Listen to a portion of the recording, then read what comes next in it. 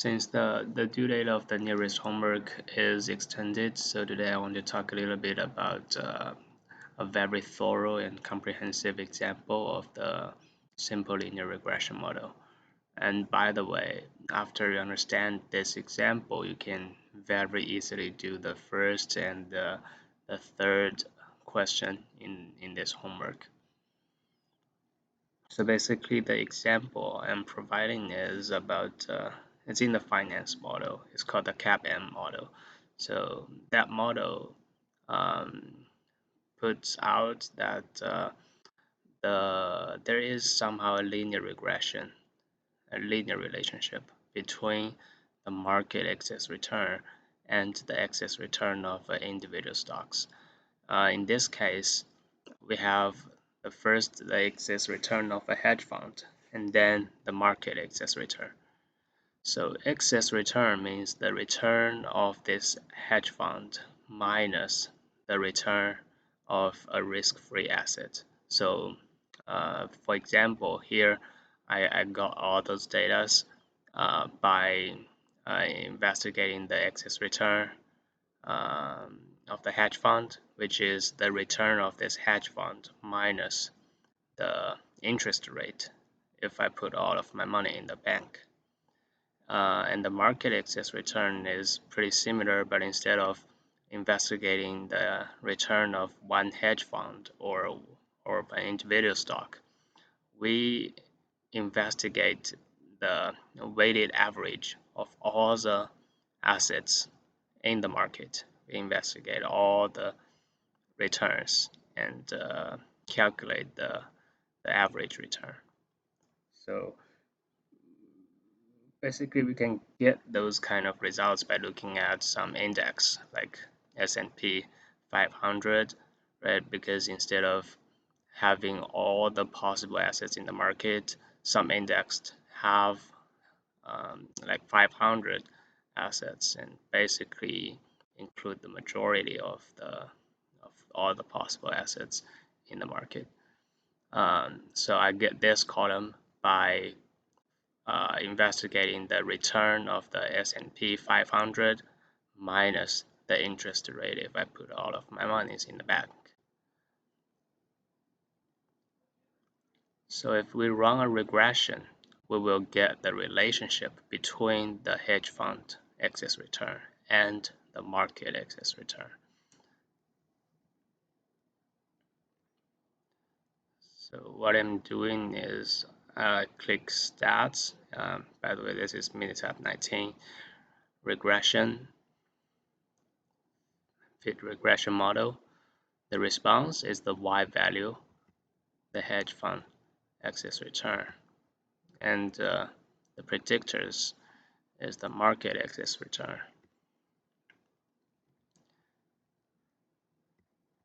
And I can get a linear regression.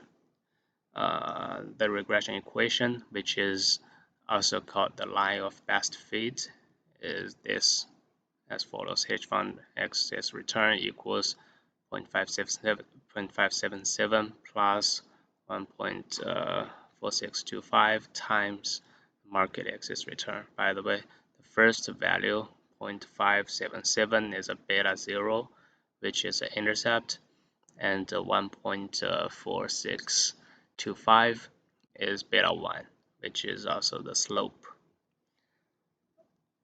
And besides this line of best fit, we have all those kind of informations like S, R squared, the coefficient, the t value, the p value, right?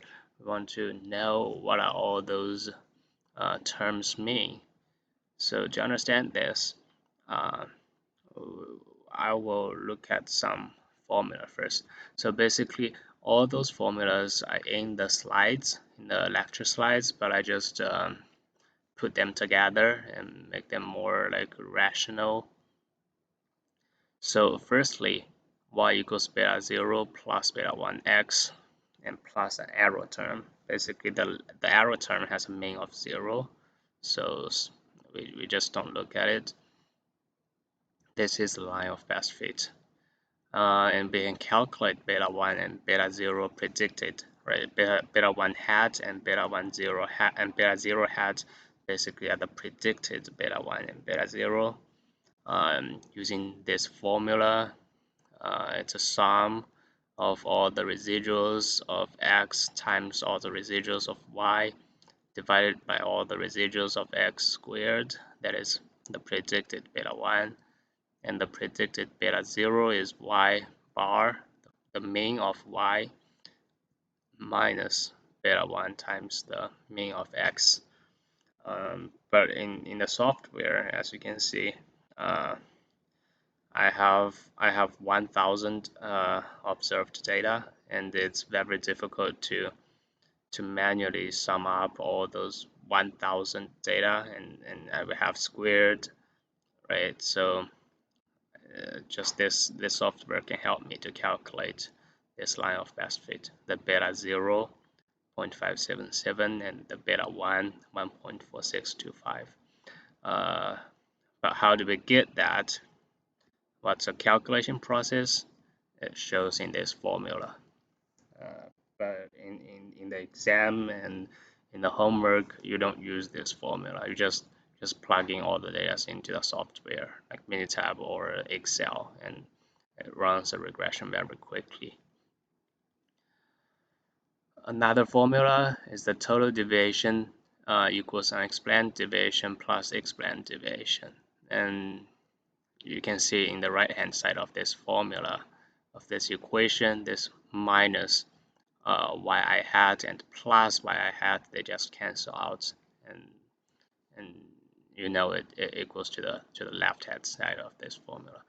And if we do the algebra a little bit further, actually not a little bit further, but we do some more advanced algebra, uh, the sum of squared of yi minus y bar, which is all the observed y minus the mean of y, and square them and sum all of the data. That equals to yi minus yi hat, which is all my observed data minus the predicted y squared plus the predicted y minus y bar, mean of y squared. So basically, we have an equation. This is very intuitive equation ups here in the up side, and then by doing some more advanced algebra, we know even if we square all of them and sum all of them, this equation still holds. And by the way, we call this first part uh, sum of square total. That is each observed y minus the mean of y squared. We call this sum of square total, noted by SST. And the second part, we say that is SSE, which is sum of square of the error, because we are subtracting the observed y by the predicted y. So that is the reality minus what we are predicting. So that is the error term, the error between the reality and our prediction. So we call that the SSE, the sum of square of the error term. And the last part is SSR, which is sum of square regression. With this in mind, we can calculate the coefficient of the determination.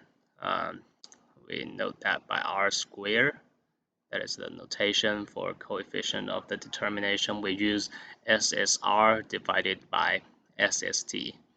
And through this formula, you know SSR has to be equal or less than SST, right? When SSE equals 0, then SSR equals to SST.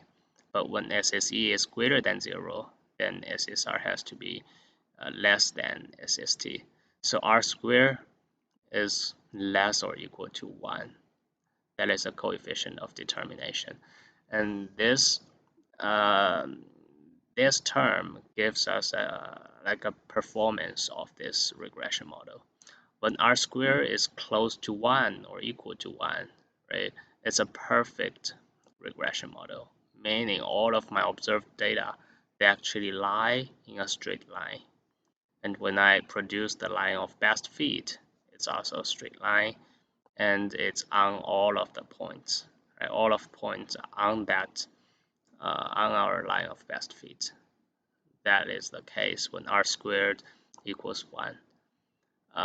When r squared is close to 0, that means the performance of this linear regression model is not so good.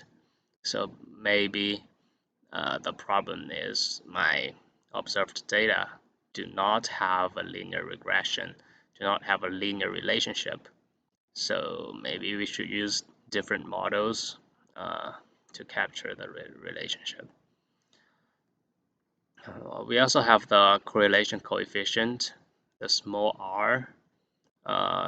We have two formulas to calculate it. The first one is a little bit complicated, but also you can do it by using a software, right? You just calculate the x bar and y bar, the mean of x and the mean of y, and you use each observed point, observed data minus x bar, each observed y minus y bar. That is the numerator. You sum them up. That is all the numerator. The denominator is, right, you just square them and take a square root. The calculation process is a little bit hard, but that formula works. Another way to calculate the coefficient correlation is it's just the square root of r squared, plus or minus square root of r squared. Plus or minus, that depends on your beta 1. Here is beta 1, right? If you have a positive slope or negative slope, right? A positive slope means there is a positive linear relationship between y and x. So we choose positive, the square root of r squared. And if beta 1 is less than 0, it means we have the slope is negative. We have a negative linear relationship between y and x. Then the correlation coefficient is minus r squared, the square root of r squared. And by the way, this term r gives us the strength of this linear regression model, right? If r is close to positive 1 or negative 1, it means we have a very strong positive or negative relationship, linear relationship between x and y. And otherwise, if r is close to 0, it means we have a weak positive or negative linear relationship. Some other terms, SSXX is just the sum of all the square residuals of x. SSYY is the sum of all the residual squared of y.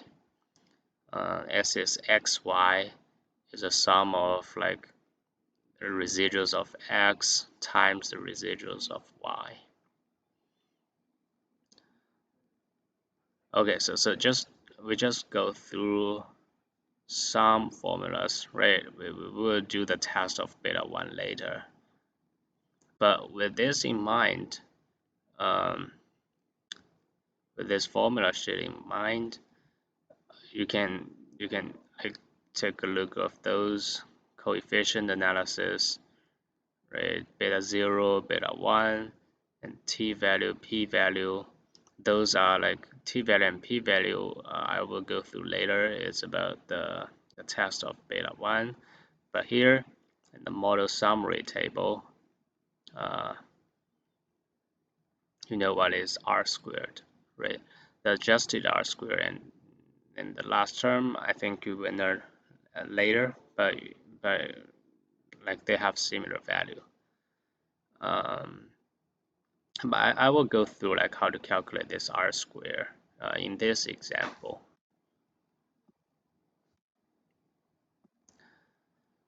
So basically, the one important thing that you will that in all of those formulas in the sheet that I go through is you have to calculate the y bar, the mean of y, and x bar, the mean of x.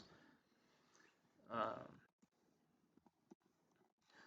so the mean of y is the mean of the C2 column, right? So I go calculator, uh, store result, y bar. The expression is just the mean of C2 column. I don't know if they have the mean, but they have the sum rows. I think that, oh, I don't know if that's the thing I want. So maybe I just sum uh, all the numbers in C2 divided by 1002. I have 1002 observations. So it gives me the mean of C2 columns, and also I need the mean of C3 columns, which is X bar. So go to calculate. By the way, you can also do this in Excel, and I guess it's even more like convenient in Excel. But like Minitab 19 is a recommended software in this class, so I will go through how to use Minitab 19 to go through it. The sum of column 3 divided by 1002, that is the X bar. If we look at the formula for R squared is SSR, sum of square residual divided by sum of square total, right? Sum of square total is all the residuals of Y. So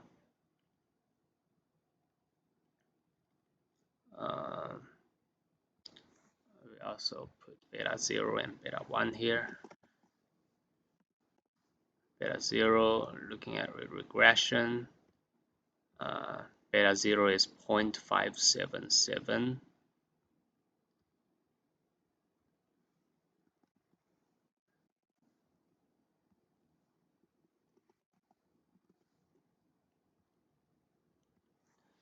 Beta 1 is 1.4625.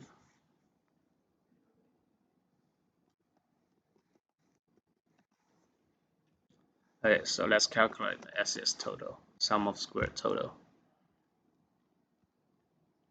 Again, look at this formula. Sum of square total is all the residuals of y squared, right? Y minus y bar squared.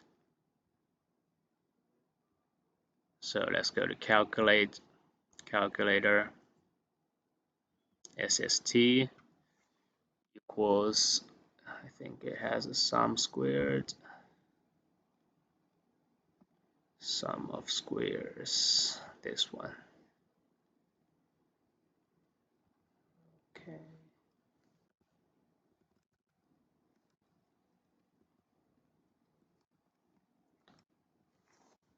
I think this should be working. Y, which is a CDU column, minus the predicted Y, which is the Y bar. So this is a sum of squared of the residuals of Y, all the columns in C2 minus the mean of Y. I have the SST. Then let's go back to the formula. We should have SSR, the sum of square residuals, which is the predicted Y minus the mean of Y and squared and sum them up. The predicted Y, by looking at this formula, the predicted Y is just beta 0 plus beta 1 times X. Right, so here basically we have two steps. First, we should express the predicted Y in terms of X by using this formula, the first formula, beta 0 plus beta 1 X. And then we minus the mean of Y and square them.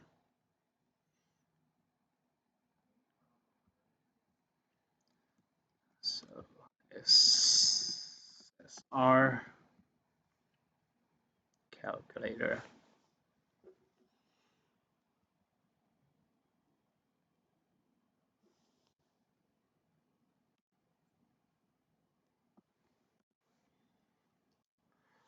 Um, so first, what is the predicted y? Predicted y equals beta 0 plus beta 1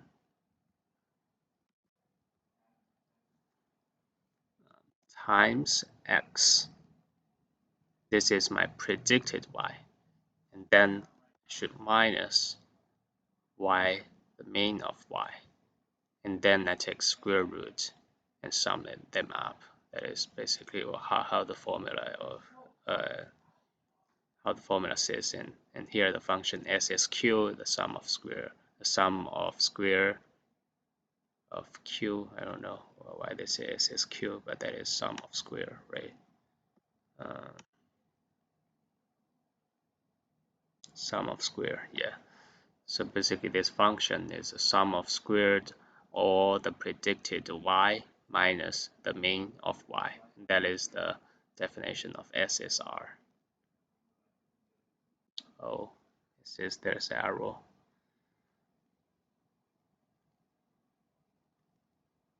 Uh,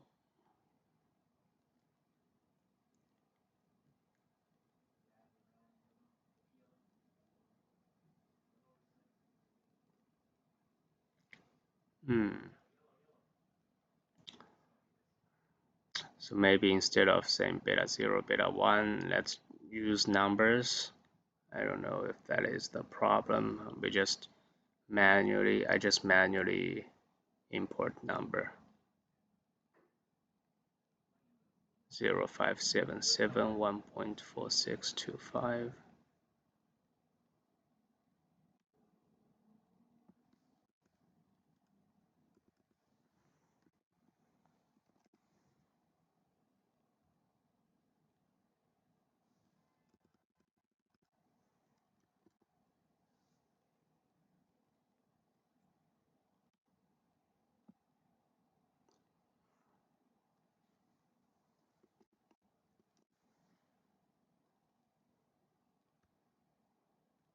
Oh, it doesn't work.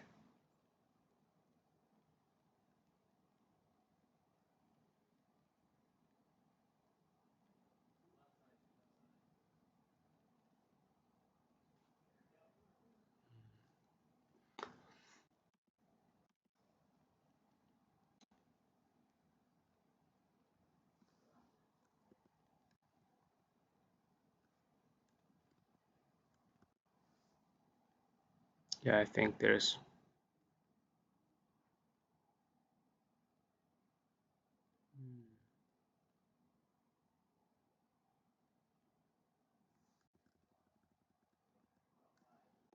minus y bar.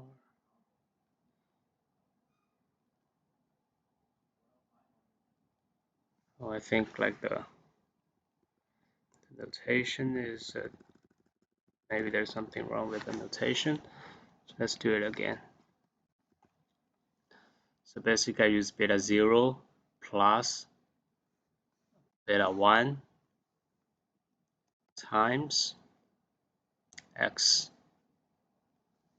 minus the mean of y. This is SSR. And it works here. I don't know what's wrong with that. Um, basically, this is the formula I use. So the sum of squared of predicted y minus the mean of y. And here is the predicted y. Predicted y is beta 0 plus beta 1 times x, beta 0 0.577 plus beta 1 times x. All the x is in the column of C3. It's a market excess return. And then this is a predicted y minus the mean of y, which I have calculated, and that is y bar, right? So I squared them and sum all of them. That gives me the SSR. So for r squared,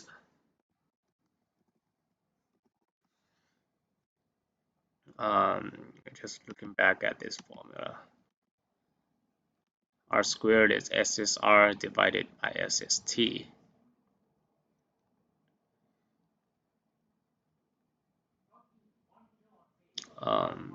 So let's calculate what is the R squared. Uh, R squared equals SSR divided by SST, sum of square regression divided by the sum of square total, gives me 62.099%. So if we look at the regression generated by this software, it says R squared equals 69.1%, which is actually the same as 62.099%. It's very close. This is how we calculate the R squared. I think in the first problem in the homework, you're gonna like calculate R squared and check if that equals 0. In that homework, I think because you only have 5 observed data sets, 5 observations, so I think it's good if you can calculate that by hand, right? You just use this formula. You don't have to use this software to help calculate R square. Actually, it's more complicated using this software, I think. Just calculate the sum of square of the residuals, the last part, and the sum of square total, the first part, and you divide those two, and you get the R squared.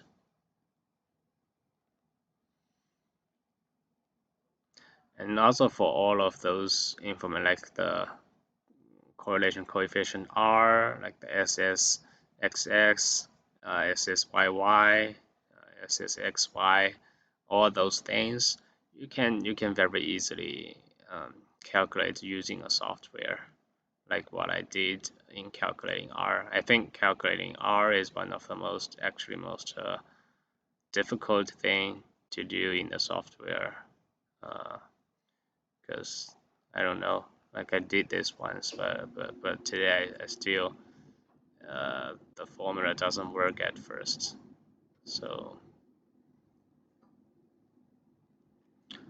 but by the way, but anyhow, like if you so first you calculate the mean of y and the mean of x, and you look at the formula sheet, you can calculate all kinds of parameters by using the function, the sum of square function, and the sum function. It's in calculator. Here, all functions, it has a sum of square function, so it's very useful.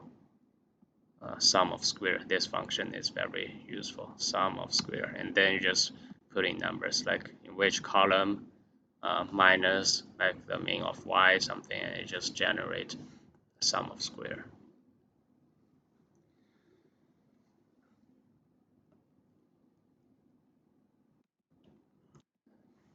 So another thing I want to talk about is our null hypothesis of this regression, right? Because some people may argue about the x actually do not help to estimate y.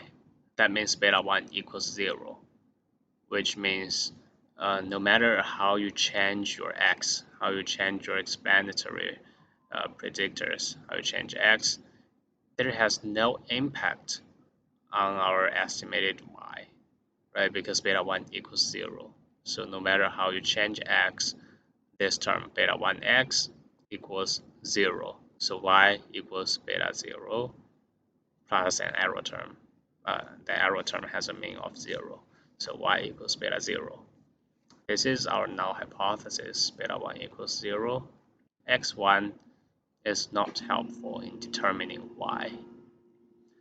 And again, every time we test something, we have a null hypothesis and we have a test statistics and then a reference distribution.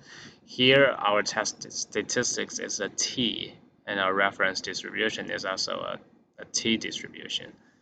The reason is we're calculating the standard error of beta 1.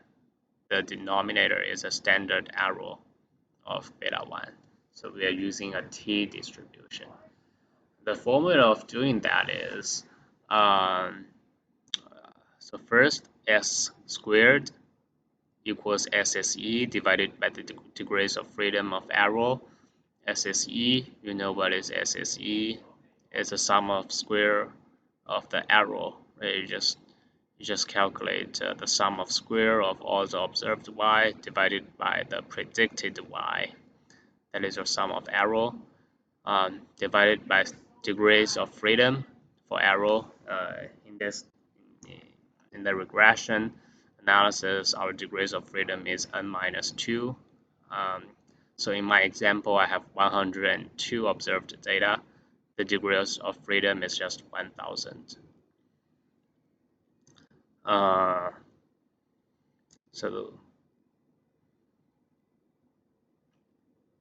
after calculating s squared, we can take the square root and we get the s. And the standard error of beta 1 is just s divided by the square root of SSXX.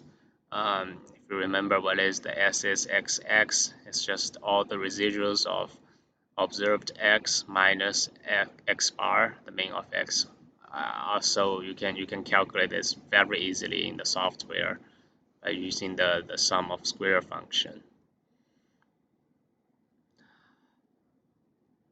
So after we calculate the standard error, we can calculate the test statistics, our t, right? If you remember from the lecture a few weeks ago, your t value is your observed data minus the null hypothesis data divided by standard error. So now we have the observed beta 1, we have calculated observed beta 1, minus our null hypothesis is beta 1 equals 0. So it's beta 1 minus 0 divided by the standard error. This is our t statistics. In the software, it helps us to generate t statistics automatically.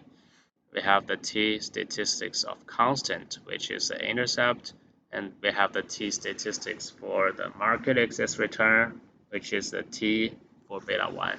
So in this class, we use 40.48. We are testing beta 1, right? Constant is beta 0. We don't test beta 0 in this class. We do the test for beta 1. We want to know if x is helpful in determining y. So it helps us to find the t value, 40.48. And if you want to try how to do that, maybe in the home assignment, you can try it with the first problem because you only have five data set, and it's very easy for you to calculate using all those formulas. But also you can do like a harder one. You use what I did. I use the software to calculate like all those parameters, and then I plug them into the formula and to see if that is 40.48. Right, I'm not gonna do this today because it takes a lot of time. But again, like when you do the homework, you don't have to check if this software did the right thing for you because it always did, and you can just use the 40.48 as your t value. You don't even have to like calculate s squared and SSXX and do the calculation. It's so time consuming. And again, when I have the t value, we should maybe have a t critical value and to see if we should reject or fail to reject the null hypothesis. So what is our t critical value? It's simple, but here we have a typo. I have a typo here. So first we go to the t table to find the t critical value, right? I need two parameters, which is our probability of alpha and our degrees of freedom. The degrees of freedom is n minus 1, and it's always a two-tailed test. So we look at alpha minus 2, not 1 minus alpha divided by 2. It's just alpha divided by 2. Um, Here, you can see this. It's 1 minus alpha divided by 2, or sometimes I just um, it, because in t-table basically if I have a two-tailed alpha equals 0 0.05 5% alpha, then I just look at this one. It's a two-tailed 0.05. And what professor said here, it's a cumulative probability. Like if alpha equals 5%, then 1 minus alpha divided by 2 is 0.975. So it's a cumulative probability. But just be consistent of what we learned before. Um, we just find the degrees of freedom, n minus 2, and then we find the probability, which is alpha minus 2. Sorry, alpha divided by 2. So with these two parameters, we can get the t critical value. And then we compare our calculated t with the t critical value and to determine if we reject the null hypothesis or not.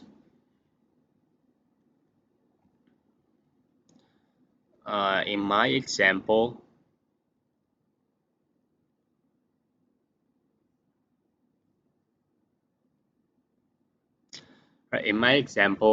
my degrees of freedom is 1,000. So I look at the last one, 1,000 degrees of freedom, and then my alpha is 5% two-tailed. Remember, the regression analysis is always a two-tailed test. So I look at the seventh column. So two-tailed alpha equals 0.05, seventh column. In the last one is 1.962, right? So our critical t is only 1.962, is less than 2, but my calculated t is 40.48. It's way larger than the t critical value, and you can see the p-value. The software cannot calculate the p-value because it's too small. So this software just tell me that the p-value is 0. Actually, it's not 0, but it's very, very close to 0. T-value, calculated t, is way larger than the t-critical value. So basically, that's all I want to share today. Just be consistent here. We compare it to the t-critical value is n minus 2 and alpha over 2, right? I have a typo here. And if you want me to share you this document, this formula, and by the way, all of the formula can be found on the slides, but I just make it more condensed and provide some rationale about those formulas.